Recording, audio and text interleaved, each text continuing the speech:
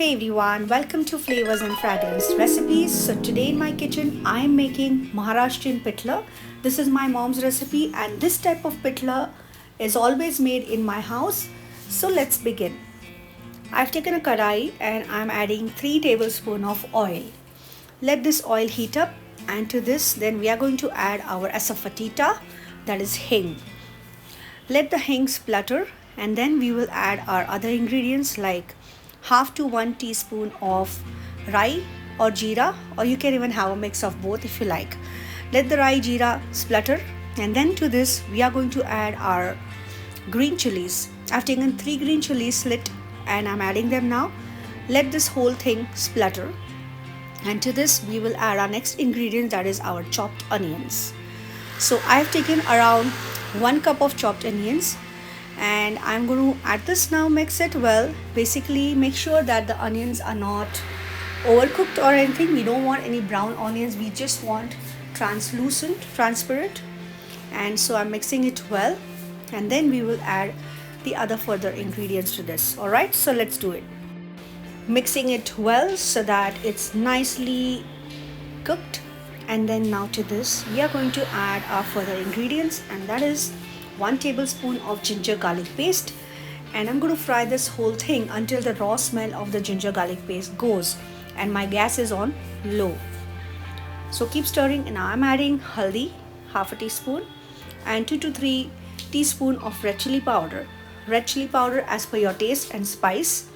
And now we're going to mix all this properly, nicely, and then we are going to add some water on this mixture. So today the pithala that I'm making is for 4 people, so approximately I'm going to add some water as per my requirement. This is as per your wish, how much pithala you want to make. Take normal water, just add to it, mix it well, make sure that the whole masala is nicely mixed in the water, and then we are also going to add some salt to this, and then we are basically going to boil this whole mixture. So I'm adding now salt as per your taste, and mix it well nicely. My gas is still on slow, and now bring it to a boil on high. Now to this I'm going to add besan. Now I'm going to add besan slowly, and I'm also going to stir it continuously, making sure that there are no lumps. So the besan that you're going to add over here is going to be approximately as much as it's needed as per the water quantity that you have taken. So there is no specific measurement for it. You have to just add the besan until you get a smooth thick mixture of your pithala.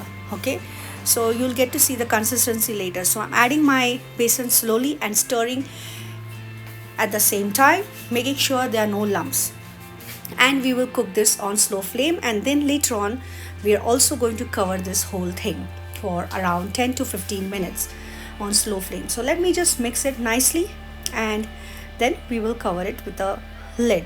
Alright, okay, so now I'm going to cover this pithala with the lid, and I'm going to allow it to cook for 10 to 15 minutes. Alright, it's been 10 minutes. Let's open the lid and see. Okay, the oil is separated, and now I want to add some more ingredients, and that is 1 to 2 tablespoons of ghee, homemade ghee. And then again I'm going to cover it with a lid, and I'm going to cook it further for 5 minutes. So let me just mix it properly now.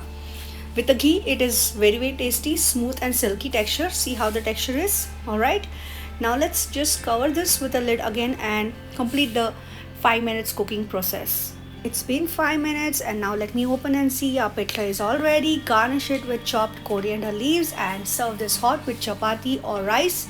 It goes really well with rice. Subscribe to my channel, and until next time, it's bye from Deepali. Do try this recipe in your home kitchen and see the consistency of your pithala. It should be like this only. Alright, I'll see you soon again. Until then, bye and take care.